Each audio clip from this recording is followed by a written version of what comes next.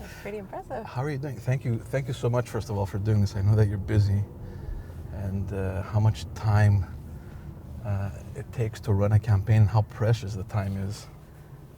Indeed, but this is fun. But you know all about that, right? Anyway, I mean, this isn't your first run. This ain't my first rodeo.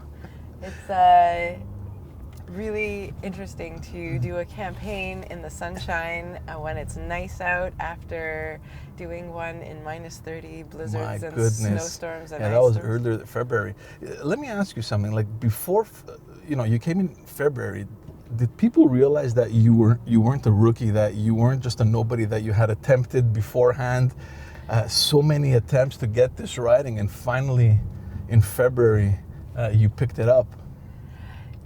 There were so many people that I met in the by-election, as you say, in January and February of this year, that recognized me from 2015. It was incredible. I told just a candidate yesterday, I said, doing door-to-door really stays in people's mind, like a conversation that you have with somebody, they'll remember it 4 years later. So it was nice to see so many people remember me from the work that I did in 2015 as the candidate.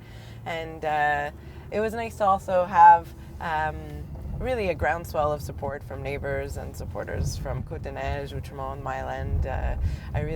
I felt a big difference in the by-election. Because it's not only the election. Like, I mean, you had to do the nomination race. Yeah. And then the first election, which you didn't get the result that you wanted, and then another nomination race. Yeah. And another election in February, which you won, and now back at it again. I mean, you've become a pro. I was looking at your team before I picked you up. They're on the ball. These guys are like, okay. Even when I was scheduling everything with you, I mean, everything is just clockwork. Yeah, they know what they're doing, and I feel like I do too. I feel like you learn from each experience, and I'm excited for the next 38 days. I think it's going to be fun. It's going to be fun, and you're lucky because, like you said, it's much better weather. So it's beautiful. Much less stress. And honestly, if we can compare it to 2015, it was a 90-day campaign. Oh, so God, yeah. This will seem really short in comparison. It's gonna pass. Like you'll blink and it'll be over. Yeah. Tell me a little bit about politics and how it all began with you. It began a really long time ago. I'm not going to give you the number of years, but when I was in university, I started to get involved in politics. I actually went to different events. I went to an NDP event, I went to a Liberal event, I went to a Conservative event, and I really took the time to find my home. And when I did, it was with the Liberal Party, and I got involved very much as most young people do, as a volunteer on campaigns.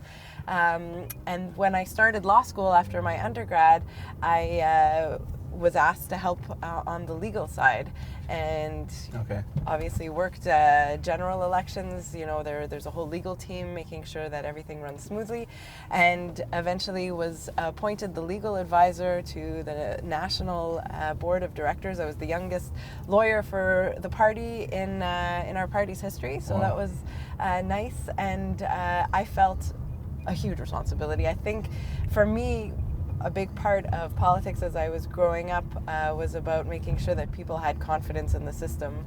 And the best way that I could contribute to that was as a lawyer, making sure that we followed the rules and making sure that the rules were clear, and making sure that people felt comfortable with the decisions that we were taking. And so it came as a bit of a surprise when in 2013, 2014, I was speaking to our new leader at the time, and he, suggested that I consider running, that we needed a generational change. For sure, yeah.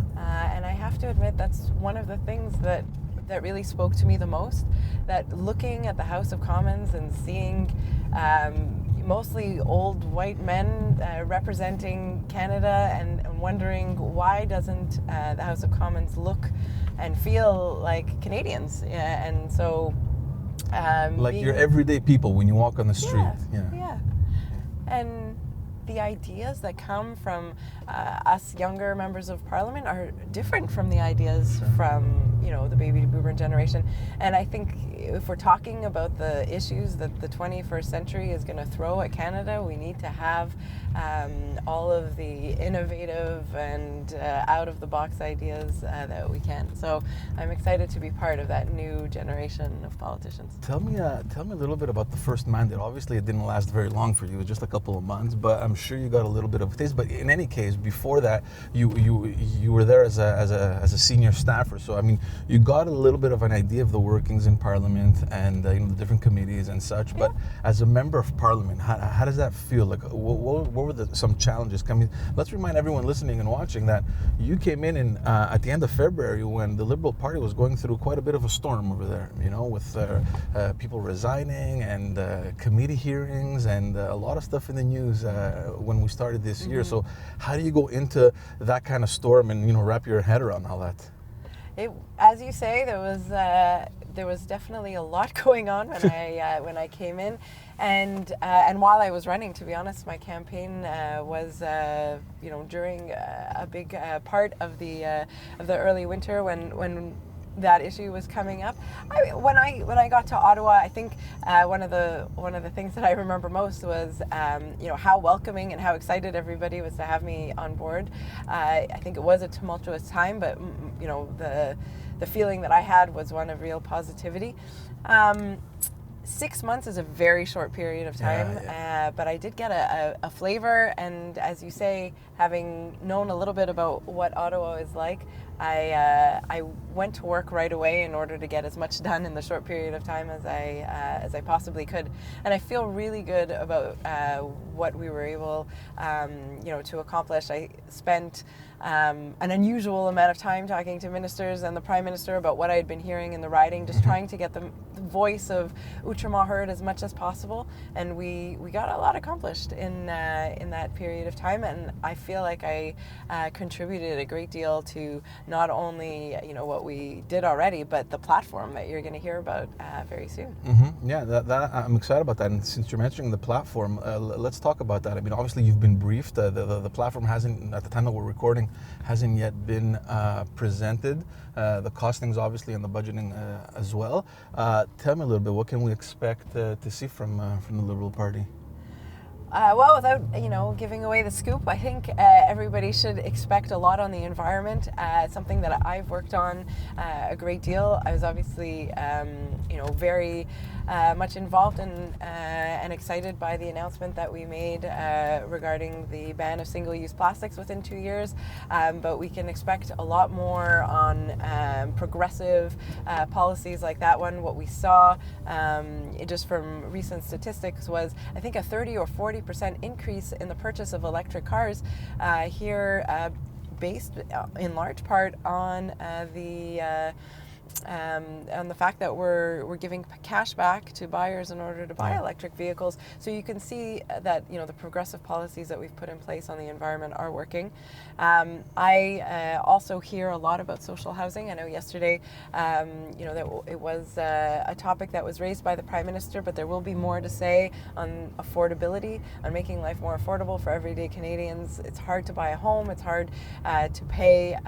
The rent prices are increasing in the Mile End and the Plateau. Well, even in your riding as well, eh? Yeah, so the Mile End Plateau is in my riding, and I hear that a lot. It's just the gentrification of these communities in Montreal, which are quote unquote cool, like everybody wants to live in the Mile End right now, and so the prices of everything are increasing.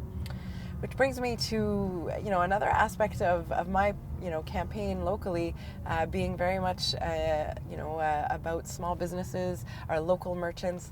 We're driving around the riding now, and you can see like all of these great local shops. We're going to turn on St. Viator, I think, here, and you'll see like you've got obviously Fairmount and St. Viator Bagel, but you have so many just local merchants that know everybody in the riding. Like I'll walk into a store and they'll say, "Hey, Rachel," and that is the experience of so many people living in this community, and they don't want to lose that. So how can we better support our small businesses is something that I think you're going to hear also more about today. You're mentioning about local merchants and businesses. Give me some other challenges here in Outremont. I mean, you have a riding that is very diverse, right? Not only in cultural ethnicities, but also in religion. There's a lot of stuff happening provincially that obviously is affecting your electorate over here. Yeah. Give me some of those challenges over here. Aside from keeping the that homey feel, that local business feel in Outremont, what else is going on over here that you're looking out for? Because obviously you haven't had much time in office, but you clearly know the riding very well. What's something that you want to work on? Well, you mentioned the provincial government, and I think what we're seeing is a big impact on what we can do federally based on the election of Jason Kenney, Doug Ford. This is having an impact on some of the things that we were hoping to be able to work on with the provinces.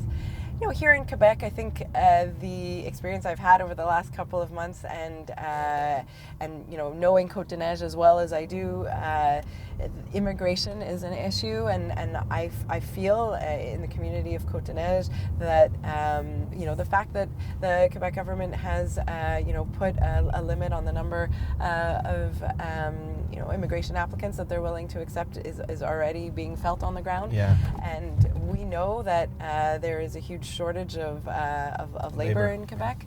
So this is something of concern to me, and it's something that I hope I can work on.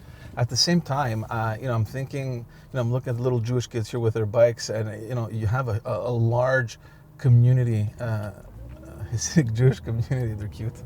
You have Muslims a little bit further west in the Côte-des-Neiges area. Like we said, it's very, very diverse. There was another provincial bill that was passed that is creating a lot of buzz, which is Bill 21, where they're trying to ban religious symbols, and of course it's provincial jurisdiction. It seems very touchy. Most of the federal leaders don't really want to touch, except maybe for Jagmeet Singh, who came out really and said he's going to challenge it. Everyone seems to be stepping on eggshells on this one. Do you think that a Liberal government will challenge it, or you're going to leave the province deal with this issue that ultimately, bothers everyone across Canada? I mean, we're not going to hide here, right? I think the Prime Minister has come out a number of times very clearly saying, it should not be for a government to decide what people should and shouldn't wear. We have, at the moment, a judicial case. A student, actually, from the University of Montreal brought a litigation in the courts in Quebec, and that is underway. So a judge is seized with the matter. I'm a litigation lawyer, so for me, the fact that a judge is seized with a case, means that we should let the process unfold. I look forward, to seeing what the judge has to say. Obviously, I myself do not agree with Bill 21, but given the fact that the matter is before the courts, I think it's responsible for us, to wait until that process unfolds. And it's good that you're a lawyer, because I just want to have this conversation with you. Sure. So it's being challenged right now. The fact that the Quebec Premier Legault is invoking the notwithstanding clause, will it make any difference whatsoever on what that decision might be? The judge will certainly take the notwithstanding clause into consideration. That being said, it's not something that we have a lot of precedent for, and so it'll be interesting to see, how the judge weighs in the balance the fact that it is included in the legislation. But it is one of the reasons why I think, the Prime Minister said quite clearly yesterday that he's not closing the door to a possible intervention, but at the moment the process is working as it should. There is a citizen of it just so happens that she's at University of Montreal in the riding, but a Canadian citizen is bringing forward an action, requesting that the courts review whether or not her rights have been infringed, and that is the most powerful, I think, action that can be taken at the moment, because it is tangible, and a judge will be able to weigh a clear and very concrete case. I think we're all going to be looking forward to that one. I know you're busy. We're going to head back to your office because I know you have a very busy day. I just want to close up on Sure. on one last thing. Obviously, the campaign is underway. The Conservatives have come out of the gate really on the attack on your leader's moral, on his morality of being, the next prime minister. We're looking at some commitments that were made In 2015, you're spreading the line that over 90% of the commitments were delivered. There's a few big ones, however, that failed, and we're talking about the economy and the budget, right? And I think this is what the Conservatives are mostly going to hit you on. How do you go around the riding convincing people that you have the best platform and that you should be trusted again and that people should support you? There was a huge number, as you mentioned, of our platform commitments that were realized in just 4 years' time. And on the economy, I am happy to talk about the economy for the next 38 days. We've created over 1 million jobs. The economy in Quebec is doing particularly well at the moment. If anything, I don't think we're talking about the economy enough in the media. So, if Andrew Scheer wants to talk about the economy after 10 years of quite a difficult economic record by Prime Minister Harper at the time, happy to go there. But there are a number of things that I believe people in the riding will focus on. I'm not sure if the economy will be one of them. So far, the environment is really the number one concern of my constituents, and it's going to be something that I try and continue to spearhead in the House.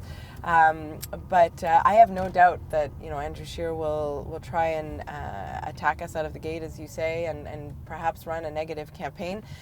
I think it's important not only to talk about doing positive politics, but actually to stay positive. And so I'll continue to do that, and as best I can, bring the message back to let's elect good people in order to make the right decisions when the time comes in the House of Commons. Let's close it up. Is there anything you want to tell your constituents? You have 38 days on the ground. You're obviously going to see a lot of them. Some closing remarks here, some closing messages for your electors. I'm excited for the campaign to come. I'm excited to get back to Ottawa and continue to do the work that we started to do over the last mandate. Obviously, my biggest concern is that there is a possibility that Canadians decide that we'll move backwards instead of forwards, and I hope I can count on the people of Outremont, Côte-Neige, and the Mile End to join me in moving forward in the right direction. I wish you lots of luck, Rachel. Honestly, I think that the 6-7 months, it's a bit of a tease. You should go back. Good luck, and thanks for doing this. I appreciate it. Thanks so much, George. It was a lot of fun.